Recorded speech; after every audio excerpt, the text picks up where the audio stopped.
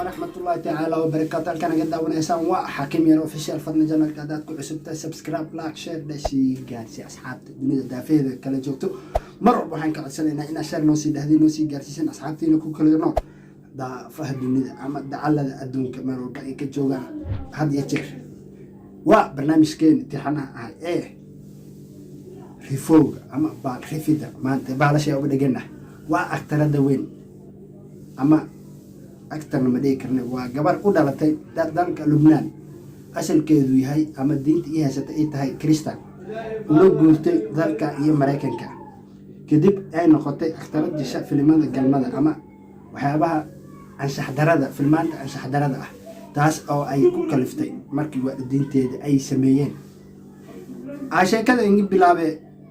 marka hore gabar waxay u dhalatay dalka Lubnaan waa ogtiin 53% تضبط واه ضد إسلام أما مسلم سيدات أوضح جرانيسان أنت كلاتان أفرت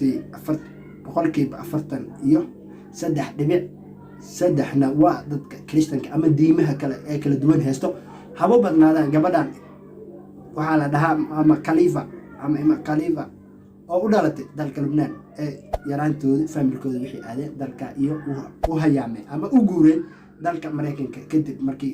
حاجة تاين قبل يراد ساقلت أي كانوا خطين كل الوالدين تمركي عارفين قبل خليفة أو استعمال شيشة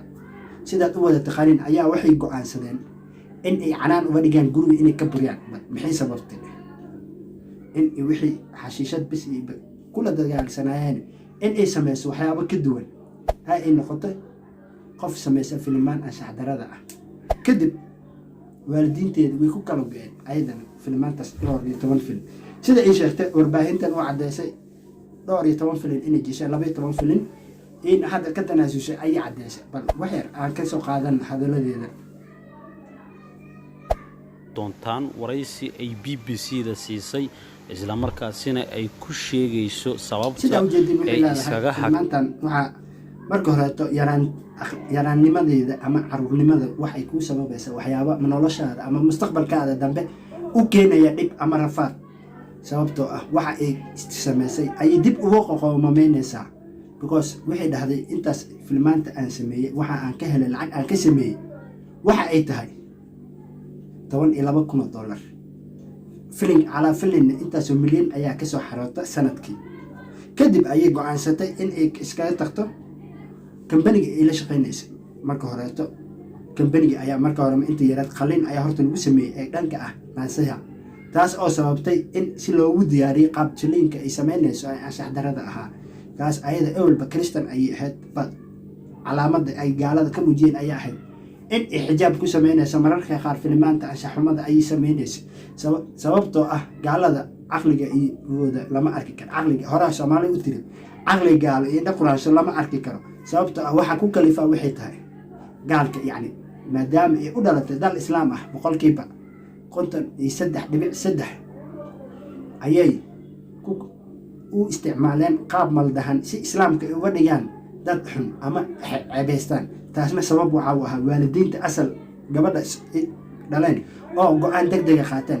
waxa idin leeyahay waa in la kala dardaarmaya in aadnaan sameynin aad go'aan ku qaadan ku fududaanin waalidiintiina khalad markay galaan in aad guryaha ka saartaan siiba dumarka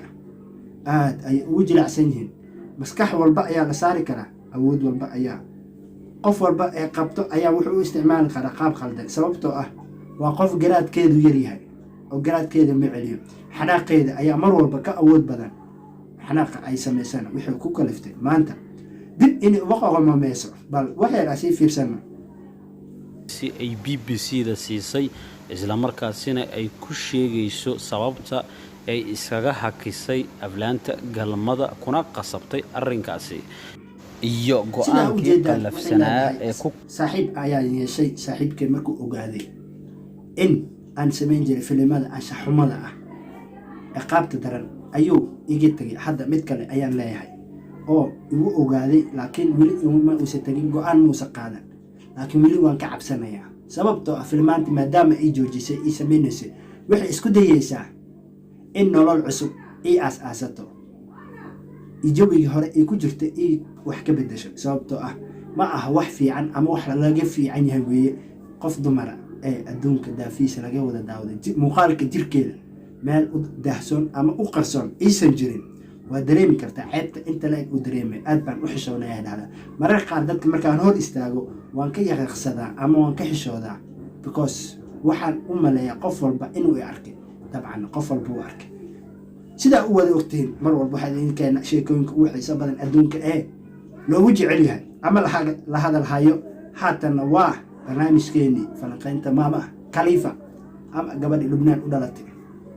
ee samaysa anshaxumada fadl janalka dadka cusubta waxaan ku leeyahay subscribe like share sii gaarsii asxaabta dunia daafeeda kala joogto waxaa mar walba ka codsanaya inaad noo share garaysid sii gaarsii asxaabtaada dunia daafeeda kala joogto hadda jeeraale ay adaa kor noo qaadi kara hoosna noo dhigi kara salaamullaahi calaykum waraxmatullaahi tacaala